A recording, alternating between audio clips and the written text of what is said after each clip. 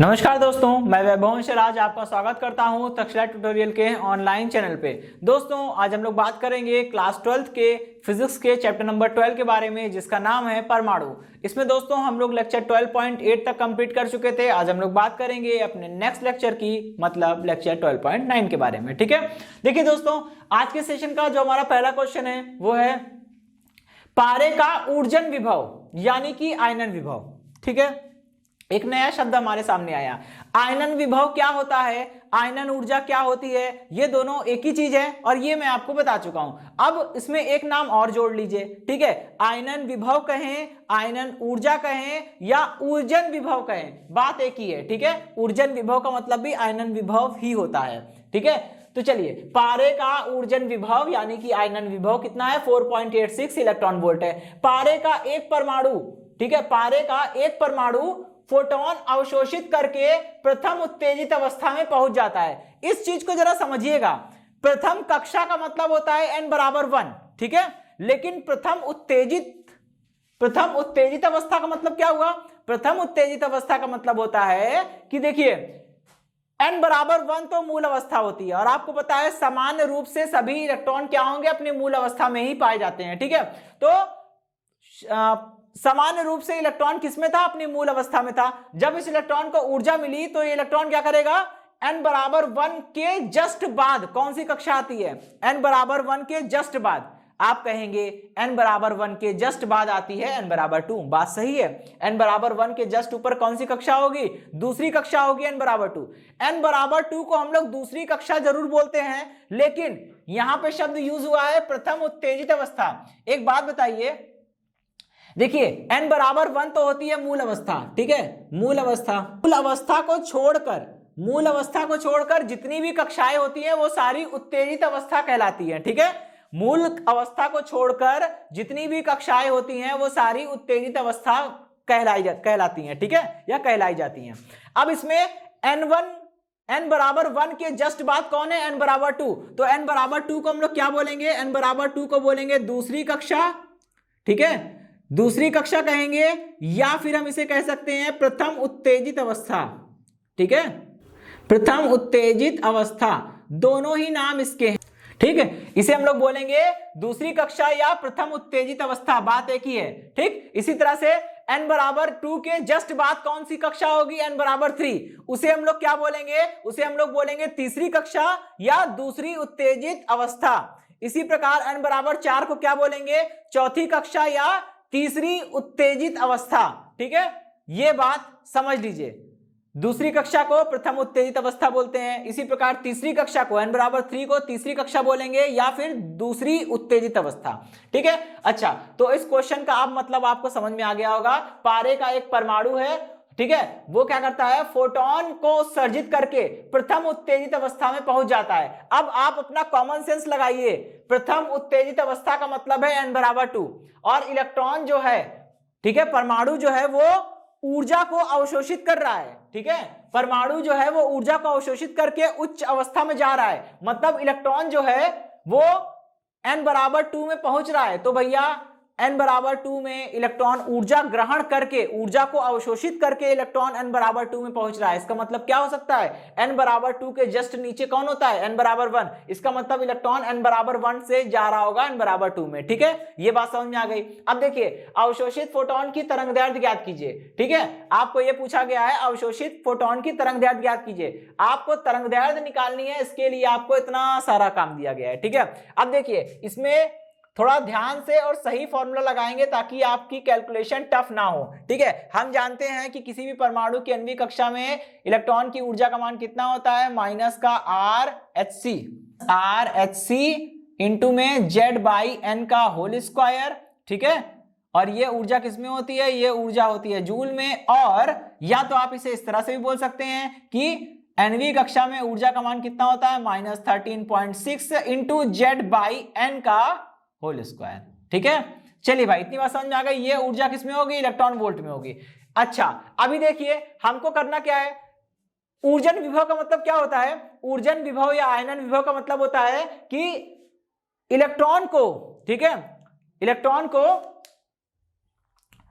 बाहर निकालने के लिए, बाह्यतम कक्षा में से इलेक्ट्रॉन को बाहर निकालने के लिए जितनी ऊर्जा देनी पड़ रही है वो, ठीक है। और जरा क्वेश्चन पढ़िए, पारे का ऊर्जन विभव कितना है, 4.86 है, ठीक है। पारे का एक परमाणु है वो अवशोषित करके प्रथम उत्तेजित अवस्था में पहुंच जाता है। शुरुआत में इलेक्ट्रॉन कहां होगा, अपनी मूल अवस्था में होगा, ठीक है। अब इस मूल अवस्था में इलेक्ट्रॉन रखा है, समझिएगा, मूल अवस्था में इलेक्ट्रॉन रखा है, आपने क्या किया, इसको कितनी एनर्जी दी, 4.86, इसको 4.86 इलेक्ट्रॉन वोल्ट की एनर्जी दी है। और जब आप इसे 4.86 इलेक्ट्रॉन वोल्ट की एनर्जी देंगे तो क्या करेगा भाई, ये जो है वो के बाहर निकल जाएगा। और आपको पता है किसी भी इलेक्ट्रॉन को परमाणु से बाहर निकालने के लिए, उसकी कक्षा से बाहर निकालने के लिए, पूरे परमाणु से बाहर निकालने के लिए जितनी ऊर्जा हमें देनी पड़ती है वो ऊर्जा उस परमाणु के लिए आयनन विभव, आयनन ऊर्जा या ऊर्जन विभव कहलाता है, ठीक है। तो यानी ये 4.86 जो आपको ऊर्जन विभव दिया गया है वो क्या है, वो n बराबर 1 से इलेक्ट्रॉन को n बराबर अनंत तक पहुंचाने में दी गई ऊर्जा है, ठीक है। अच्छा, अब इस चीज को समझ लीजिए और आगे बढ़ते हैं। भाई देखिए, सबसे पहले हम निकालेंगे पारे के परमाणु का परमाणु क्रमांक कितना होता है, वो हमें नहीं पता। हमें नहीं पता कि पारे के लिए Z बराबर कितना होता है, ठीक है। और इसको वैसे तो 82 होता है जानते हैं, लेकिन उसको लिखने की यहां कोई जरूरत नहीं है, ठीक है। बिना Z का मान निकाले, क्योंकि Z की वैल्यू आप 84 रख देंगे, स्क्वायर वगैरह करना पड़ेगा, कैलकुलेशन टफ हो जाएगी। हम आपको सिखाएंगे बिना Z की वैल्यू निकाले इस फॉर्मूले, मतलब कैसे फॉर्मूला अप्लाई करें और कैसे कैलकुलेशन से बचें। इस तरह के क्वेश्चन में यही मेन होता है कि कैसे कैलकुलेशन से बचा जाए, ठीक है, क्योंकि कैलकुलेशन काफी वास्ट हो जाती है, बहुत बड़ी हो जाती है, टफ हो जाती है कैलकुलेशन, ठीक है। सबसे पहले बात करेंगे पारे की प्रथम कक्षा के लिए, ठीक है, पारे की प्रथम कक्षा के लिए, प्रथम कक्षा के लिए बात करते हैं। तो देखिए, एनवी कक्षा में ऊर्जा होती है En और n बराबर 1 रखेंगे क्योंकि हम पहली कक्षा की बात कर रहे हैं, तो यहां भी n की जगह कितना आ जाएगा, 1 आ जाएगा, तो En की जगह पे ये E1 हो जाएगा। E1 is equal to minus का 13.6 मल्टीप्लाइड बाय Z कितना है हमें नहीं पता, लेकिन n बराबर तो 1 है, ये पता है, इसका कर दिया हमने स्क्वायर, ठीक है। अच्छा, अभी ये हमारी इक्वेशन नंबर 1 हो गई, ठीक है। चलिए यह काम करते हैं, इक्वेशन नंबर 1 इसे बोल देते हैं, ठीक है। इसे हमने इक्वेशन नंबर 2 बोल दिया, चलिए, ठीक है, इसे हमने इक्वेशन नंबर 2 बोल दिया। अभी क्या करेंगे, पारे की आयनित अवस्था में, आयनित अवस्था मतलब n बराबर अनंत, आयनित अवस्था में कितनी ऊर्जा होगी ये निकाल लीजिए कि आयनित अवस्था में, ठीक है, आयनित अवस्था के लिए, पारे की आयनित अवस्था के लिए कितना हो जाएगा भाई, n बराबर कितना हो जाएगा, अनंत हो जाएगा ना, n बराबर अनंत हो जाएगा, जबकि पहली कक्षा के लिए n बराबर 1 था। आप इसी चीज को फॉलो करिए, तो यहां पे क्या लिखेंगे, E अनंत, E अनंत इज इक्वल टू माइनस का 13.6 मल्टीप्लाइड बाई Z अपॉन में n की जगह रखेंगे अनंत और यहां पे करेंगे स्क्वायर, ये कितना हो जाएगा, E अनंत का मान हो जाएगा 0, समझिएगा। ये हो गई हमारी इक्वेशन नंबर 3। अब अगर आपको ऊर्जन विभव निकालना है तो कैसे निकालेंगे भाई, ऊर्जन विभव वो ऊर्जा होती है जो अगर हम किसी इलेक्ट्रॉन को दें तो वो इलेक्ट्रॉन उस ऊर्जा को ग्रहण करके परमाणु से बाहर निकल जाए, ठीक है। अब यहां देखिए, पहली कक्षा में इलेक्ट्रॉन था, हमने इसे 4.86 इलेक्ट्रॉन वोल्ट की एनर्जी दी, तो ये सीधा आयनित अवस्था में पहुंच गया, n बराबर अनंत में पहुंच गया। इसका मतलब n बराबर अनंत की ऊर्जा माइनस n बराबर 1 की ऊर्जा इज इक्वल टू 4.86 होना चाहिए, ठीक है। तो यहां पे हम लिखेंगे, ठीक, सबसे पहले हम निकालेंगे ये ऊर्जा का अंतर कितना आएगा, E अनंत माइनस का E1, ठीक है। अब इसको कैलकुलेट करने पर जो आपको मिलेगा, E अनंत यानी आयनित अवस्था में ऊर्जा माइनस मूल अवस्था में ऊर्जा, जो अंतर आएगा वही ऊर्जन विभव के बराबर होगा, वो आपको दिया कितना है, 4.86, ठीक है, इज इक्वल टू, यहां देखिए 0 माइनस, और E1 की वैल्यू कितनी है, E1 की वैल्यू देखिए स्वयं में माइनस है 13.6 और 1 का कोई मतलब नहीं होता है, सिंपली ये Z स्क्वायर हो जाएगा, ठीक है। यहां आप इसे कैलकुलेट कर लीजिए कितना आएगा, 4.86 electron volt is equal to कितना हो जाएगा, ये हो जाएगा 13.6 Z स्क्वायर, ठीक है, ये हो जाएगा। और इसका मात्रक भी इलेक्ट्रॉन वोल्ट होगा, तो दोनों के मात्रक को आप कैंसिल कर दीजिए, केवल ये वैल्यू लिखिए, ठीक है। ये हो गई हमारी क्वेश्चन नंबर 4। अब आप सोचेंगे यहां से लाओ Z का मान निकाल लें, तो Z का मान निकालने की कोई आवश्यकता नहीं है, ठीक है। चलिए अभी क्या करेंगे, अब हमें फोटोन की तरंग दैर्ध्य निकालनी है। ये बताइए कि जब हम इस कोई जरूरी तो है नहीं कि हम मूल अवस्था में इलेक्ट्रॉन को हमेशा 4.86 इलेक्ट्रॉन वोल्ट की एनर्जी दे देंगे ताकि वो भाग जाए परमाणु को छोड़ के, कोई जरूरी नहीं है, थोड़ी कम ऊर्जा दीजिए, ठीक है। अगर आप 4.86 से थोड़ी सी कम ऊर्जा देंगे तो वो क्या करेगा, पहली अवस्था से, मूल अवस्था से उठकर कहां जाएगा, दूसरी कक्षा में जाएगा, ठीक है। तो अब हम क्या करेंगे, दोनों कक्षाओं में ऊर्जा निकाल लेंगे और दोनों कक्षाओं में ऊर्जा निकालने के बाद दोनों का अंतर निकाल लेंगे, वो डेल्टा ई के बराबर कर देंगे, वहीं से आपका ये जवाब आ जाएगा, ठीक है। तो चलिए अभी मैं यहाँ पे लाइन खींच दे रहा हूं, पार्टीशन कर दे रहा हूं, ठीक है। सबसे पहले हम निकालेंगे दूसरी कक्षा में ऊर्जा की दूसरी कक्षा के लिए, पारे की दूसरी कक्षा के लिए क्या होगा, E2 इज इक्वल टू कितना होगा, माइनस का 13.6 इंटू, भाई जेड का मान हमें नहीं पता है, कोई बात नहीं, लेकिन दूसरी कक्षा के लिए बात हो रही है तो n बराबर कितना हो जाएगा 2, क्योंकि प्रथम उत्तेजित अवस्था का मतलब होता है n बराबर 2, ठीक है। प्रथम उत्तेजित अवस्था का मतलब होता है n बराबर 2, तो यहाँ पे n की जगह 2 रख देंगे और इसका स्क्वायर कर दीजिए, ठीक है। ओके, अभी यहां समझिएगा कितना हो जाएगा, ये E2 इज इक्वल टू यहां पे आएगा 4 को आप इससे डिवाइड करेंगे तो 4 तिया 12 और फिर उसके बाद हो जाएगा 16 और 4 चौके 16, कितना हो जाएगा माइनस का 3.4 और इंटू में जेड स्क्वायर, ठीक। या फिर आप इसे इस तरह से भी कर सकते हैं, मत करिए भाग, डायरेक्ट ऐसे लिखिए, कितना हो जाएगा E2 is equal to minus का 13.6 इंटू जेड स्क्वायर अपॉन में 4, ठीक है, इक्वेशन नंबर 5, ठीक है। अभी क्या करना है, मूल अवस्था में ऊर्जा कितनी है पता है, E1 का मान पता है, प्रथम उत्तेजित अवस्था यानी n बराबर 2 में कितनी ऊर्जा है वो पता है, दोनों को घटाएंगे और डेल्टा ई के बराबर कर देंगे, यूज करेंगे बोहर की आवर्ती संबंध, ठीक है, बोहर का आवर्ती संबंध यूज करिए, वैल्यू आ जाएगी, ठीक है। इसको मैं मिटा रहा हूं, चलिए बोहर के आवर्ती संबंध से क्या करना होगा, E2 माइनस E1 करना होगा और ऐसा करने पे आपको डेल्टा ई मिलेगा, ठीक है। तो डेल्टा ई को हम लोग लिख सकते हैं h न्यू, क्योंकि ये जो ऊर्जा है वो आप फोटोनों के रूप में देंगे, ठीक है। E2 की वैल्यू लिखिए कितनी है, माइनस का 13.6 जेड स्क्वायर बाई 4, ठीक है, बीच में माइनस लगाइए, E1 की वैल्यू स्वयं में माइनस है तो माइनस माइनस प्लस हो जाएगा, ये हो जाएगा 13.6 इंटू जेड स्क्वायर, ठीक है। इसे कैलकुलेट कर लीजिए और यहाँ पे न्यू की जगह पे c अपॉन लैम्डा कर दीजिए, ठीक है। और इसको आप देखिए 13.6 जेड स्क्वायर कॉमन ले लिया, कितना बचेगा माइनस का 1/4 प्लस का 1, ठीक है। और यहां से देखिए कितना पूरा आ जाएगा hc अपॉन में लैम्डा इज इक्वल टू, अच्छा ये तो समझ में आया होगा, न्यू की जगह पे c अपॉन लैम्डा क्यों लिख दिया, क्योंकि न्यू बराबर कितना होता है, c अपॉन लैम्डा होता है, तो बस न्यू की जगह पे आप c अपॉन लैम्डा लिख दीजिए, क्योंकि दोस्तों ध्यान रखिए आपको तरंग दैर्ध्य निकालनी है, ठीक है। अच्छा तो ये कितना आएगा, यहां से आएगा प्लस का 3/4, तो ये हो जाएगा 13.6 जेड स्क्वायर इंटू में 3/4, ठीक है। अच्छा अभी देखिए इसको थोड़ा सा काट दीजिए, कितना हो जाएगा hc upon lambda is equal to, ये हो जाएगा माइनस का 3, नहीं इसको मत काटिए, एक काम करिए पहले आप इसकी वैल्यू रख दीजिए, याद करिए 13.6 जेड स्क्वायर की वैल्यू कितनी आई, 4.86 आई है, तो इसकी जगह पे रख सकते हैं हम लोग 4.86, ठीक है। ये देखिए इक्वेशन नंबर 4 का यूज पड़ गया, वहां पे बिना जेड का मान निकाले काम हो गया, 13.6 इंटू जेड स्क्वायर आ रहा है और इसकी जगह पे हम लोग ये रख देंगे, ठीक है। देखिए जेड हट गया, ये हो गया 3/4, ठीक है। और यहां से आपको लैम्डा की वैल्यू निकालनी है, लैम्डा इज इक्वल टू कितना हो जाएगा, ये 4 इसके साथ मल्टीप्लाई में हो जाएगा, ठीक है, ये 4 मल्टीप्लाई में हुआ, h की वैल्यू कितनी है 6.6 इंटू 10⁻⁻34, ठीक है। और c की वैल्यू कितनी है 3 इंटू 10⁸ डिवाइडेड बाई ये हो गया और इधर आ जाएगा 4.86, ये माइनस हो गया 4.86 इंटू 3, ठीक है। अभी इसको कैलकुलेट करिए, ठीक है, जब इसको कैलकुलेट करेंगे आप तो आंसर आएगा लैम्डा बराबर आएगा 3.395 इंटू 10⁻⁻7 मीटर। आप इसे इस तरह से भी लिख सकते हैं कि lambda is equal to 3395 angstrom, ठीक है।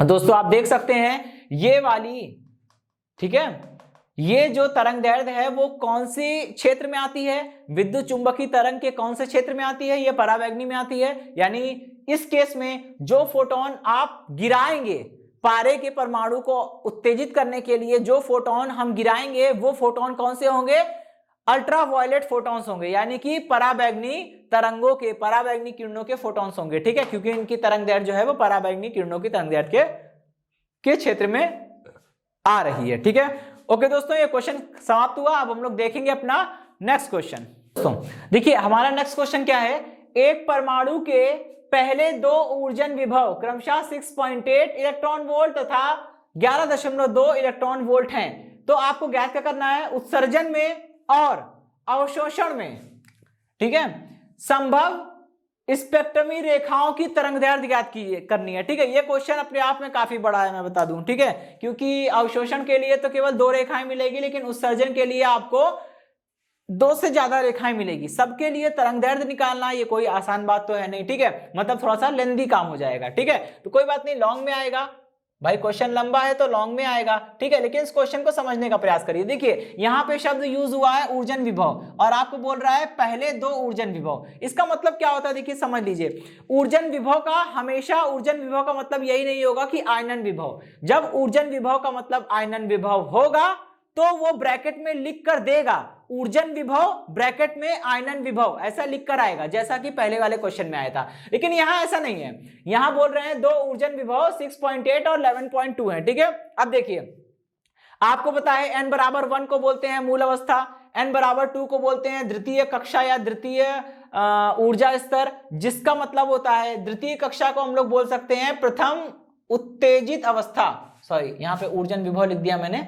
ठीक है, ये जब मैंने बोला है प्रथम उत्तेजित अवस्था, ये वो है। और n बराबर 3 मतलब तीसरी कक्षा, उसको हम लोग बोल सकते हैं द्वितीय उत्तेजित अवस्था। ठीक है, अब समझिए यहां पे जब आपका इलेक्ट्रॉन n बराबर 1 से कहां जाएगा, n बराबर 1 मतलब मूल अवस्था से कहां जाएगा, प्रथम उत्तेजित अवस्था में जाएगा। मेरी बात सुनिएगा।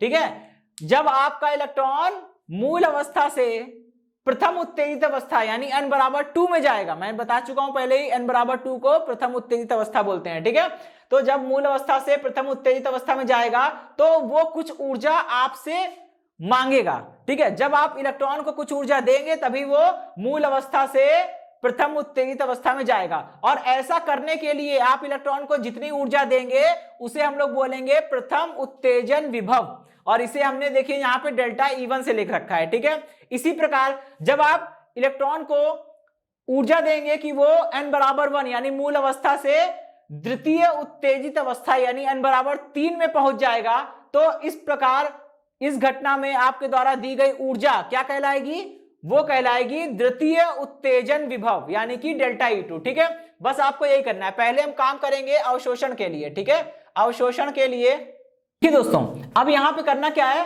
ऊर्जन, आपको ये बोला गया ना ऊर्जन विभव। ठीक है, अब देखिए अवशोषण के लिए कितने चांस है, पहला चांस ये है कि n बराबर 1 से n बराबर 2 में भेजिए, है ना, और दूसरा चांस क्या है, n बराबर 1 से n बराबर 3 में भेजिए। और कोई चांस नहीं है, क्योंकि दोनों ही केस में इलेक्ट्रॉन को मूल अवस्था से ही भेजना है, n बराबर 1 से ही भेजना है। आप n बराबर 1 से n बराबर 2 में भेज सकते हो, n बराबर 1 से n बराबर 3 में भेज सकते हो। ठीक है, इतना ही बताया गया है आपको। ठीक है, इसके आगे और कक्षाएं होगी लेकिन उसके बारे में बोला नहीं गया है, तो हम उसके बारे में जाएंगे भी नहीं, क्योंकि उसके बारे में हमें कोई वैल्यू नहीं दी है। ठीक है, अच्छा अब समझिएगा। ठीक है, आपको यहां पे देखिए 2 केस बनेंगे। ठीक है, पहले हम लोग सॉल्व कर रहे हैं, जब इसे हम n बराबर 1 से n बराबर 2 में भेजेंगे तो ये जो रेखा मिलेगी, ठीक है, स्पेक्ट्रमी रेखा मिलेगी, इस रेखा की तरंगदैर्ध्य क्या होगी। ठीक है, ये बोला है ना स्पेक्ट्रमी रेखाओं की तरंगदैर्ध्य ज्ञात कीजिए। जो स्पेक्ट्रमी रेखाएं मिलेगी इसकी तरंगदैर्ध्य कितनी वो होगी वो हमें निकालनी है। ठीक है, आपको पता है कि डेल्टा E1 एनर्जी को प्राप्त करने के बाद कोई मूल अवस्था वाला इलेक्ट्रॉन, ठीक है, डेल्टा E1 ऊर्जा को प्राप्त करने के बाद कोई मूल अवस्था वाला इलेक्ट्रॉन जो है वो n बराबर 2 में पहुंच गया। इसका मतलब क्या होगा कि n बराबर 2 में ऊर्जा अगर हम E2 मान ले, समझिएगा थोड़ी देर के लिए। ठीक है, अगर n बराबर 2 में ऊर्जा को हम E2 मान ले, n बराबर 3 में ऊर्जा को हम E3 मान ले, और n बराबर 1 में ऊर्जा को E1 मान ले, तो आपको पता है E2 में से E1 को घटाने पर, E2 में से E1 को घटाने पर आपको क्या मिल जाएगा, डेल्टा E1 मिल जाएगा। ठीक है, बस अब आप समझिएगा। और आपको पता है कि ये जो डेल्टा E1 है जो ऊर्जन विभव के बराबर है, ये आप फोटोनों के रूप में ऊर्जा देंगे। इसका मतलब ये हो जाएगा delta HNu is equal to delta E1। ठीक है, अच्छा अब यहां से इसको लिख सकते हैं Hc upon lambda is equal to कितना हो जाएगा, डेल्टा E1। ठीक है, बस अब आप इसे यहां से लैम्डा निकाल लीजिए, लैम्डा इज इक्वल टू कितना हो जाएगा SC अपॉन में डेल्टा E1, ठीक है, और आप इसे कैलकुलेट कर लीजिए, हो जाएगा lambda is equal to H की वैल्यू कितनी है 6.6 into 10 raise to the power minus 34 multiplied by 3 into 10 raise to the power 8 divided by, यहां ध्यान रखिएगा जो ऊर्जन विभव आपको डेल्टा E1 दिया है, ठीक है, आपको देखने से ही लग रहा है कि 1 से 2 में जाने के लिए कम ऊर्जा चाहिए, लेकिन 1 से 3 में जाने के लिए ज्यादा ऊर्जा चाहिए, इसलिए ये जो आपको दिया है वो क्या है, ये आपका डेल्टा E1 है, ठीक है, ये आपका डेल्टा E1 है, और ये जो ज्यादा एनर्जी है ये आपकी क्या है, ये आपकी डेल्टा E2 की मान दिया हुआ है, ठीक है। अच्छा, तो आपको डेल्टा E1 जो है वो ये है 6.8, लेकिन ध्यान रखिएगा सारी वैल्यू हम एमकेएस में रखते हैं, तो इलेक्ट्रॉन वोल्ट को आपको जूल में चेंज करना पड़ेगा, और इलेक्ट्रॉन वोल्ट को जूल में चेंज करने के लिए 1.6 into 10 raise to the power minus 19 joule से मल्टीप्लाई करना पड़ता है, ठीक है। तो बस यहां क्या कर दे रहे हैं, इसको मल्टीप्लाई कर दे रहे हैं 1.6 into 10 raise to the power minus 19 joule से। जब आप इसे कैलकुलेट करेंगे तो लैम्डा की वैल्यू आएगी, ठीक है, इसे कैलकुलेट करने पे कितना आ जाएगा 1.819 गुणे 10 की घात -7, ठीक है, मीटर में इतना आ गया। अभी हम बात करेंगे जब इसे 1 से 3 में भेजेंगे तो कितनी लैम्डा की वैल्यू कितनी होगी वो देखते हैं, ठीक है। के लिए देखिए क्या होगा, जब आप इसे 1 से 3 की ओर भेजेंगे तब क्या होगा, आपको पता है कि E3 में एनर्जी ज्यादा है, E1 में एनर्जी कम है, ठीक है, तो E3 माइनस E1 करने पर आपको डेल्टा E2 मिलेगा, मतलब n बराबर 1 से n बराबर 3 में भेजने के लिए जो ऊर्जा चाहिए वो द्वितीय ऊर्जन विभव कहलाता है, और आपको E3 माइनस E1 करने पर आपको क्या मिलेगा, डेल्टा E2 मिलेगा, ठीक है। और आपको पता है ये जो ऊर्जन विभव के लिए आप जो ऊर्जा देंगे वो फोटोनों के रूप में होगी, वो फोटोनों के रूप में होगी, तो ये हो जाएगा डेल्टा E2, ठीक है, डेल्टा E2। अब यहां से समझिएगा ये हो जाएगा SC अपॉन में lambda is equal to delta E2, ठीक है। अच्छा, अब यहां से लैम्डा निकालिए, लैम्डा इज इक्वल टू कितना हो जाएगा HC अपॉन में डेल्टा E2। यहां से अब इसकी वैल्यू कैलकुलेट कर लीजिए, H की वैल्यू कितनी होती है 6.6 into 10 raise to the power minus 34 multiplied by 3 into 10 raise to the power 8 divided by delta E2। Delta E2 कहाँ है, ये रहा 11.2 इलेक्ट्रॉन वोल्ट, 11.2 इसको जूल में कन्वर्ट कर लीजिए 1.6 into 10 raise to the power minus 19। जब यहाँ से लैम्डा की वैल्यू निकालेंगे कितना आएगा 1.105 into 10 raise to the power minus 7 metre, ठीक है। ये हो गया आपका दूसरा आंसर कि जब n बराबर 1 से 3 में संक्रमण होगा, 1 से 3 में यानी कि अवशोषण हो रहा है, 1 से निकल के 3 में जा रहा है, ठीक है, 1 से 3 में जाएगा, अवशोषण होगा, तो स्पेक्ट्रमी रेखा जो मिलेगी उसकी तरंग दैर्घ्य कितनी हो जाएगी 1.1 into 10 raise to the power minus 7, ठीक है। चलिए अभी हम लोग क्या करेंगे, अब अवशोषण के लिए बात हो गई, अब हम लोग उत्सर्जन के लिए देखेंगे, ठीक है। अब देखिए दोस्तों, उत्सर्जन के लिए बहुत सारी चीजें हो सकती हैं, ठीक है, उत्सर्जन के लिए बहुत सारी चीजें हो सकती हैं, जैसे जब ये n बराबर 3 में पहुंच जाएगा तो n बराबर 3 से n बराबर 2 में आ सकता है, n बराबर 3 से n बराबर 1 में आ सकता है, ठीक है। जब ये 2 में पहुंच जाएगा तो n बराबर 2 से n बराबर 1 में ही आएगा, और कोई इसके पास दूसरा ऑप्शन नहीं है, ठीक है। तो यहाँ पे हमें 3 रेखाएं मिलेगी। पहली रेखा हम उसकी बात करते हैं, पहली रेखा मिल रही है कब, जब वो 3 से 2 में आ रहा है, ठीक है, जब वो 3 से 2 में आ रहा है तब। आइए देखते हैं, जब वो 3 से 2 में आएगा तो हमें क्या निकालना पड़ेगा, एनर्जी का डिफरेंस निकालना पड़ेगा, ठीक है। और एनर्जी का डिफरेंस मतलब 3 से 2 में आ रहा है तो ज्यादा एनर्जी किसमें है, तीसरी कक्षा में है, कम एनर्जी है E2 में, तो E3 में से E2 को घटाएंगे, ठीक है। अच्छा, और ये किसके बराबर हो जाएगा, ये बराबर हो जाएगा h न्यू के। अब बात ये होती है कि ना तो हमें E3 का मान पता है ना हमें E2 का मान पता है, तो क्या करेंगे, थोड़ा सा दिमाग लगाइए। क्या मैं इसको इस तरह से लिख सकता हूं E3 माइनस E1, ठीक है, और फिर यहां पे लिखा प्लस लगाया, यहां पे मैं प्लस लगाया और लिखा माइनस में E2 और माइनस E1, ठीक है, इस तरह से लिख सकते हैं। ब्रैकेट खुलेगा तो ये हो जाएगा माइनस का E2 प्लस का E1, E1 कट जाएगा, E3 माइनस E2 आ जाएगा, ठीक है। अब यहां समझिएगा, ठीक, E3 माइनस E2, भाई डेल्टा E1 क्या था, डेल्टा E1 था E2 माइनस E1, याद करिए अभी हमने यूज भी किया है, ठीक है। और डेल्टा E2 क्या है, डेल्टा E2 जो है वो E3 माइनस E1 है। देखिए ये दोनों ही चीजें यहां पे बन गई, E3 माइनस E1 को हम लिखेंगे डेल्टा E2, ठीक है, इसको क्या लिखेंगे, डेल्टा E2, फिर माइनस लगाएंगे क्योंकि माइनस है, E2 माइनस E1 कितना है, डेल्टा E1 है। ठीक है, ध्यान रखिएगा ये डेल्टा E1 हो गया, और ये जो वैल्यू होगी वो hc अपॉन लैम्डा, यहां पे इसको लिखिए, ये कितना हो जाएगा, hc अपॉन लैम्डा। ठीक है, अब यहां से इसे कैलकुलेट करिए, ठीक, कितना हो जाएगा, लैम्डा की वैल्यू निकालेंगे, ये हो जाएगा hc अपॉन में delta E2 minus delta E1।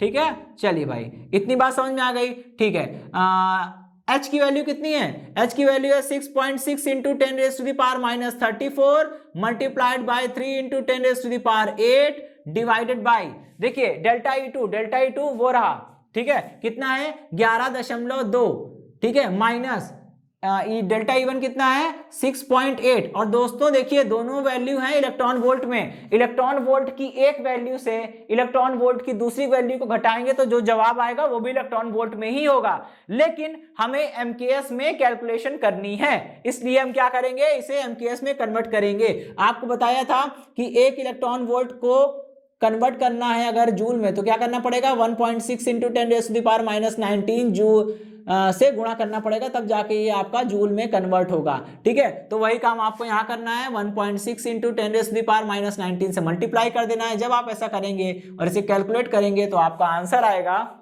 Into 10⁻⁻7। ठीक है, 2.812 इंटू 10⁻⁻7। आप इसे इस तरह से भी लिख सकते हैं कि lambda is equal to 2812 angstrom. ठीक है, चलिए तो ये आपका जवाब हो गया। अब हम लोग क्या करेंगे, अब हम लोग बात करते हैं 3 से 2 हो गया, अब 3 से 1 के लिए बात करते हैं। ठीक है, देखिए 3 से 1 के लिए क्या करना होगा, आपको पता है जब इलेक्ट्रॉन n बराबर 3 से n बराबर 1 में आएगा तो आपको पता है जो ऊर्जा का अंतर होगा वो विद्युत चुंबकीय तरंगों के रूप में वो ऊर्जा निकालेगा। ठीक है, ऊर्जा का जो भी डिफरेंस होगा वो विद्युत चुंबकीय तरंगों के रूप में निकाल देगा। E3 में एनर्जी ज्यादा है, E1 की एनर्जी कम है, तो क्या करेंगे, ज्यादा एनर्जी में से E3 में से कम एनर्जी E1 को घटाएंगे। जब आप दोनों को घटाएंगे तो जो मिलेगा वो क्या होगा, वो मिलेगा ऊर्जा के अंतर के बराबर, वो hν के बराबर होगा क्योंकि आप फोटोनों के रूप में ऊर्जा गिरा रहे होंगे। ठीक है, अच्छा अभी समझिएगा, E3 माइनस E1 कितना है, डेल्टा E2। ठीक है, और यहां से मैं इसको लिख सकता हूं hc upon lambda is equal to, ये हो गया डेल्टा E2। ठीक है, समझ में आ रहा होगा। अब यहां से लैम्डा की वैल्यू निकालिए, ये सेपरेट कर दे रहा हूं मैं। ठीक है, इसकी वैल्यू निकालिए, लैम्डा ऊपर जाएगा, ये नीचे आ जाएगा, hc अपॉन में डेल्टा E2। ठीक है, और देखिए h की वैल्यू कितनी है, 6.6 into 10⁻⁻34 multiplied by 3 into 10⁸ divided by delta E2 कितना है भाई, वो रहा। ठीक है, 11.2, इलेक्ट्रॉन वोल्ट को जूल में बदलिए, 1.6 इंटू 10⁻⁻19, इसे आप कन्वर्ट कर लीजिए, लैम्डा की वैल्यू कितनी आ जाएगी। ठीक है, चलिए अब ये तो 2 केस हो गए, अब तीसरा वाला केस देखते हैं जब E2 से E1 में आएगा। ठीक है, मतलब n बराबर 2 से n बराबर 1 में आएगा, जब ये n बराबर 2 से निकल के n बराबर 1 में आएगा। ठीक है, ये भी उत्सर्जन का ही केस है, उत्सर्जन में इलेक्ट्रॉन क्या करता है, उच्च ऊर्जा स्तर से निम्न ऊर्जा स्तर में आता है। ठीक है, अच्छा तो यहाँ क्या होगा, E2 की एनर्जी ज्यादा होगी, E1 की एनर्जी कम होगी, और इन दोनों का डिफरेंस जो है वो विद्युत चुंबकीय तरंगों के रूप में निकालेगा, इसलिए hν। अच्छा, इसको हमने कर दिया hc अपॉन लैम्डा। ठीक है, और ये क्या बन गया, E2 minus E1 delta E1 बन गया, ये बन जाएगा डेल्टा E ऑफ 1। यहां से लैम्डा निकाल लीजिए, कितना हो जाएगा, hc अपॉन में डेल्टा E ऑफ 1।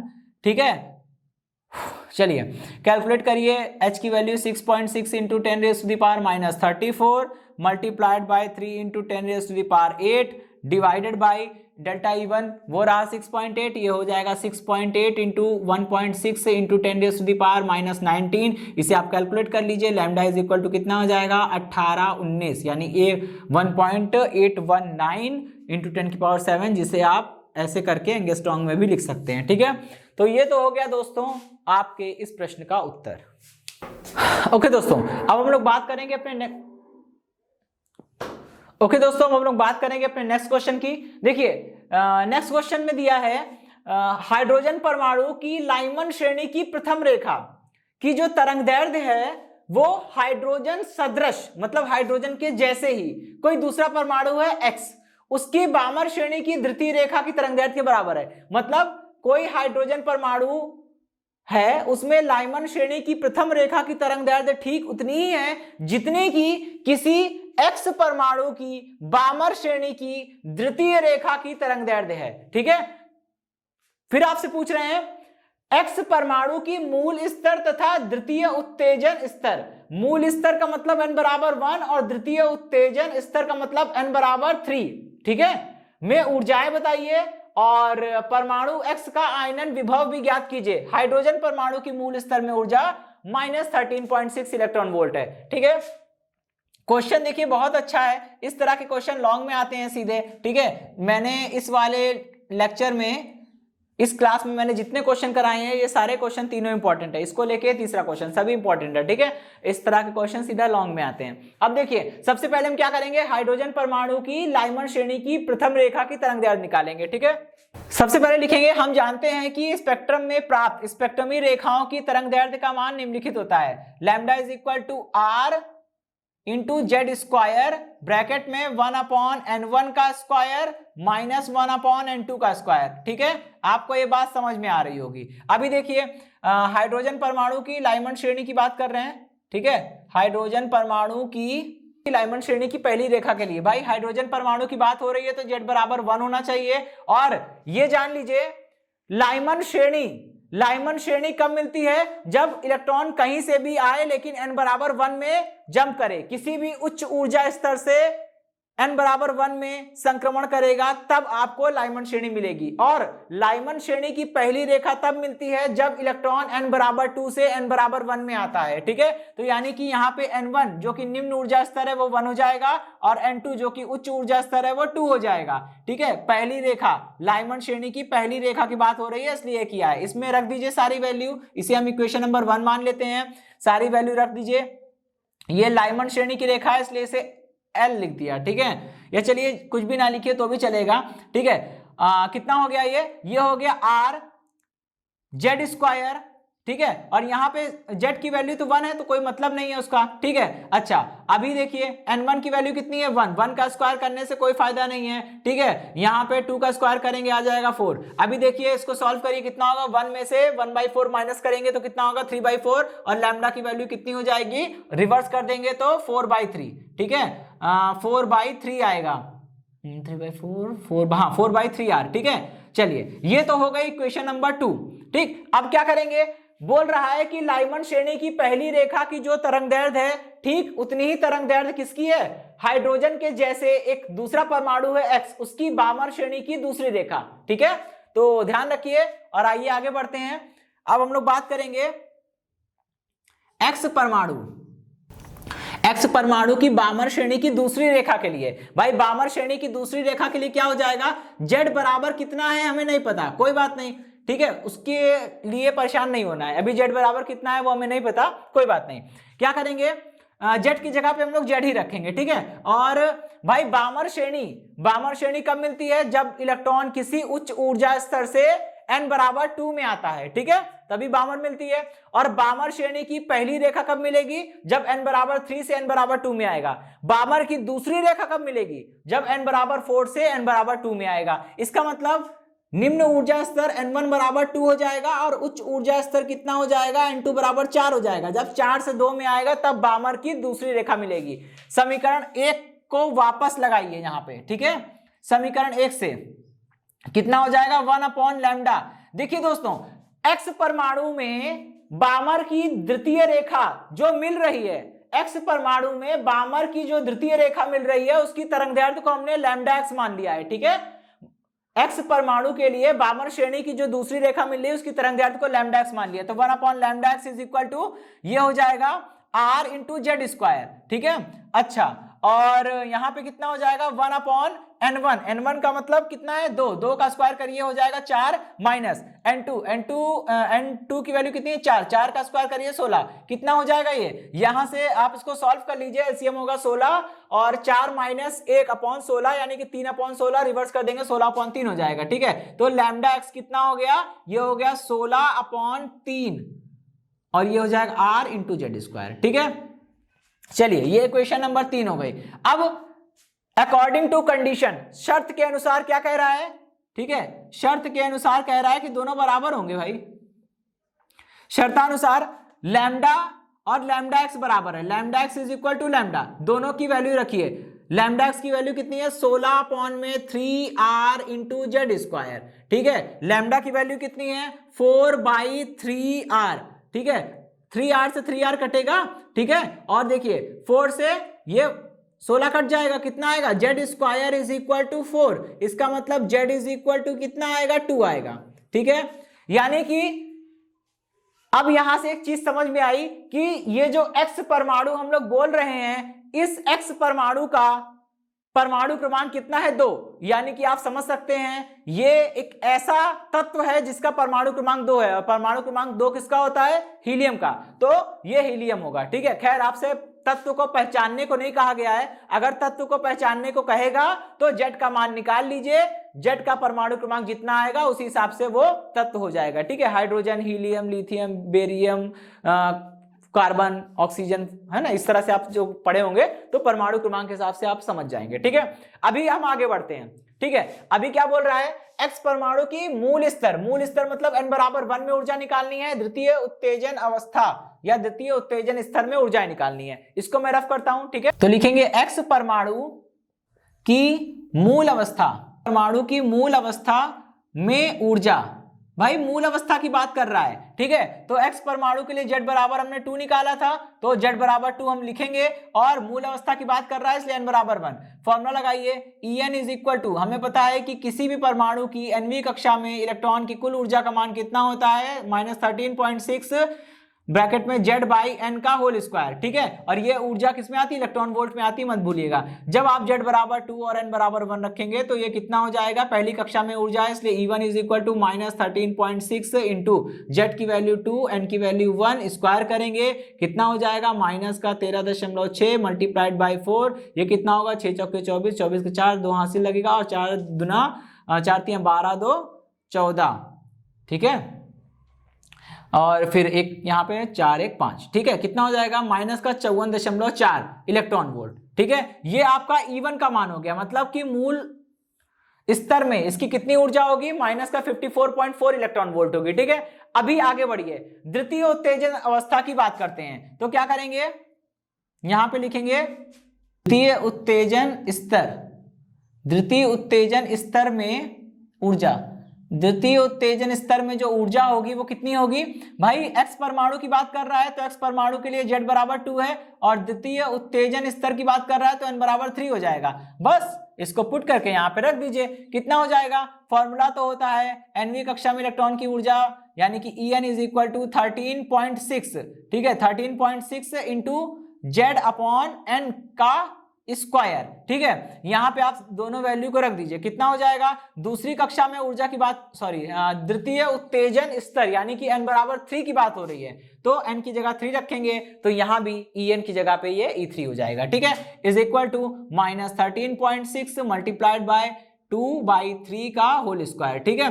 देखिए कितना हो जाएगा, ये हो जाएगा 13.6 मल्टीप्लाइड बाय 4 डिवाइडेड बाय 9, इसको आप सॉल्व करेंगे तो मल्टीप्लाई करने पे कितना हो जाएगा, ये हो जाएगा 54.4, ठीक है, इलेक्ट्रॉन वोल्ट डिवाइडेड बाय 9, इसको आप सॉल्व करिए तो ये हो जाएगा 6, फिर 54 यहाँ सॉल्व कर लेते हैं, ठीक है, 544 डिवाइडेड बाय 9, तो करिए जरा 5 9 6 54, ठीक है, फिर बचेगा 4, यहाँ दशमलव लगाएंगे, 0 बढ़ाएंगे, ठीक है, और ये हो जाएगा 40, 9 चौके 36, तो ये करीब कितना आएगा, ठीक है 6, ये 6.06 इलेक्ट्रॉन वोल्ट के करीब आ जाएगा, ठीक है। ये E3 का मान आ गया दोस्तों, ठीक। अब देखिए अब हमें क्या करना है, x परमाणु का आयनन विभव निकालना है। आयनन विभव का मतलब होता है E अनंत माइनस का E1, ठीक है दोस्तों। अब देखिए x परमाणु का आयनन विभव निकालना है, तो आयनन विभव किसी भी परमाणु का निकालना हो, ठीक है। आयनन विभव की परिभाषा क्या कहती है, आयनन विभव की परिभाषा ये कहती है कि आपको E अनंत माइनस E1 करना पड़ेगा। E अनंत मतलब कि आयनित अवस्था में इलेक्ट्रॉन की ऊर्जा माइनस मूल अवस्था में इलेक्ट्रॉन की ऊर्जा, दोनों को माइनस कर दीजिए, ठीक है।